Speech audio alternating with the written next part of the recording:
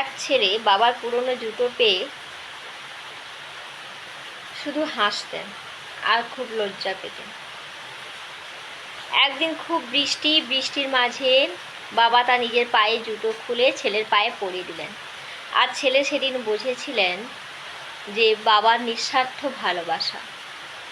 তবে কি বন্ধুরা, যে আপনাকে নিঃস্বার্থভাবে ভালোবাসে, তার সব কিছু আপনাকে উজাড় করে দেয় শুধু আপনার এতটুকু হাসি থাকার জন্য, তাকে সময় থাকতে মূল্য দিন, না হলে কিন্তু পরে আপনি পস্তাবে। আপনি আপনার বিবেকের কাছে মূল্যহীন হয়ে পড়বে। আপনি কিভাবে উত্তর দিবেন আপনার বিবেককে, সেটাও কি একবার ভেবে দেখেছেন? তাই সময় থাকতে নিজের বুদ্ধি অ্যাপ্লাই করে যে মানুষটা আপনাকে নিঃস্বার্থভাবে দেখে, যার কোনো স্বার্থ নেই, সেই মানুষটাকে মূল্য দিতে শিখুন। সময়টা খুবই অল্প, চলে গেলে আর পাওয়া যায় না।